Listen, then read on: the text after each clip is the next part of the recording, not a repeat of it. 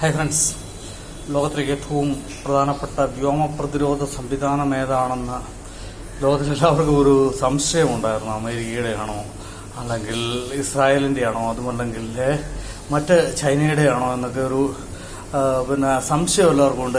ഇന്നലെ കൊണ്ട് അത് തീർന്നു.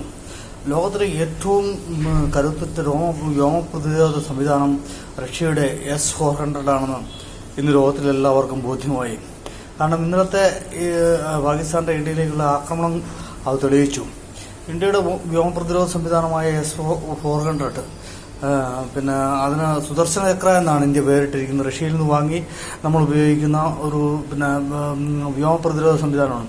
ലോകത്തിൽ ഇന്നേ വരെ ഒരു രാജ്യത്തിനും ഇസ്രായേലിന് പോലും സാധിച്ചിട്ടില്ല 100% ഒരു വ്യോമ ആക്രമണത്തെ കരുത്തുറ്റ രീതിയിൽ ചേർക്കാനായിട്ട്. പക്ഷേ ഇന്നലെ ഇസ്രായേൽ പോലും ചിലപ്പോൾ ഒരു പക്ഷേ ഇന്നലെ അതിശയിച്ചു പോയിട്ടുണ്ടാവും ഇന്ത്യയുടെ വ്യോമ പ്രതിരോധ സംവിധാനം വർക്ക് ചെയ്ത രീതി കണ്ടു കഴിഞ്ഞാൽ. 100% പെർഫെക്ഷനോടുകൂടി തന്നെ ഇന്ത്യക്ക് പാകിസ്ഥാനെ ചുരുട്ടിക്കെട്ടുവാനായിട്ട് സാധിച്ചു. ഇന്നലെ പാകിസ്ഥാൻ ചെറിയൊരു രാജ്യമായിരുന്നു, ഫെയിൽഡ് രാജ്യമായിരുന്നു, വല്ലാതെ അങ്ങ് ചെറുതായിപ്പോയ ഒരു അനുഭവമാണ് സത്യത്തിൽ ഇന്നത്തെ ഇന്ത്യയിലേക്കുള്ള ആക്രമണം അവരെ കാണിച്ചത്. ഒരു 5 വയസ്സുള്ള ശിശുവും ഒരു 30 വയസ്സുള്ള ഒരു കരുത്തനായ ചെറുപ്പക്കാരനും തമ്മിലുള്ള ഏറ്റുമുട്ടൽ പോലെയായിപ്പോയി ഇന്നത്തെ ഒരു ഏറ്റുമുട്ടൽ എന്ന് പറയപ്പെടുന്നത്. ഇന്ത്യയുടെ വ്യോമ പ്രതിരോധ സംവിധാനങ്ങൾ ഇത്രയും കരുത്തരാണെന്ന് ലോകത്തിന് തന്നെ ബോധ്യമായ ഒരു യുദ്ധമായി മാറി. ഇന്ത്യയുടെ കരുത്ത് ലോകത്തിന് മനസ്സിലാക്കുവാനായിട്ട് സാധിച്ചു എന്നുള്ളത് വളരെ വലിയൊരു കാര്യമാണ്. മറ്റൊരു കാര്യമെന്ന് പറഞ്ഞു കഴിഞ്ഞാൽ ഓച്ചനോട് ഓച്ചത്തരവും നിർമ്മലനോട് നിർമ്മലത്വവും കാണിക്കുന്ന ഒരു ദൈവം ലോകത്തിലുണ്ട് എന്നുള്ള യാഥാർത്ഥ്യം, അതിനുള്ള ഒരു ദൈവം കൂടിയാണ് ഇന്നലത്തെ പാകിസ്ഥാന്റെ പരാജയം എന്ന് പറയുന്നത്.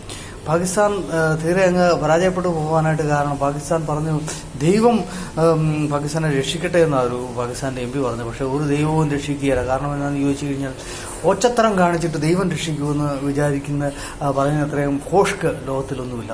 നമ്മൾ ഒച്ചത്തരം കാണിച്ചാൽ ദൈവം ഒരിക്കലും നമ്മളെ രക്ഷിക്കാൻ പോകുന്നില്ല. നമ്മളെ രക്ഷിക്കണമെങ്കിൽ നമ്മൾ നന്മ പ്രവർത്തിച്ചെങ്കിൽ മാത്രമേ നമ്മളെ ദൈവത്തിന് പ്രാർത്ഥിക്കാനുള്ള അർഹത പോലും നമുക്കുള്ളൂ. അപ്പം നമ്മൾ മനസ്സിലാക്കേണ്ടത് എന്താണെന്ന് ചോദിച്ചു കഴിഞ്ഞാൽ ഈ ഇന്ത്യ പാകിസ്ഥാൻ യുദ്ധം എന്ന് പറയപ്പെടുന്നത് എല്ലാവർക്കും ഒരു നിശാസൂചനയാണ്. നമ്മൾ സത്യസന്ധമായിട്ടും കാര്യക്ഷമമായിട്ടും പ്രവർത്തിക്കുമ്പോൾ നമ്മളെ സഹായിക്കാൻ എല്ലാവരും ഉണ്ടാവും.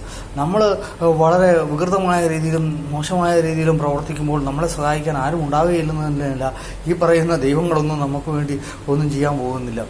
അപ്പോൾ ഈ യുദ്ധം ഇവിടെ കൊണ്ട് അവസാനിക്കട്ടെ, രക്തരൂഷിതമായിട്ട് തീരാതിരിക്കട്ടെ എന്നൊക്കെ ഞാൻ പ്രാർത്ഥിക്കുന്നുണ്ട്. കാരണം എന്താണെന്ന് ചോദിച്ചാൽ ഒരു പൂർണ്ണതോതിൽ ഇന്ത്യയുടെ പവറിന്റെ 0.5% മാത്രമേ ഇന്നലെ പുറത്തെടുത്തിട്ടുള്ളൂ എന്നുള്ളതാണ് യാഥാർത്ഥ്യം. പൂർണ്ണമായ തോതിലൊരു യുദ്ധം ഉണ്ടായി കഴിഞ്ഞാൽ പാകിസ്ഥാൻ എന്ന് പറയപ്പെടുന്ന രാജ്യം പിന്നെ ഭൂമുഖത്തുണ്ടായില്ല എന്നുള്ള യാഥാർത്ഥ്യം.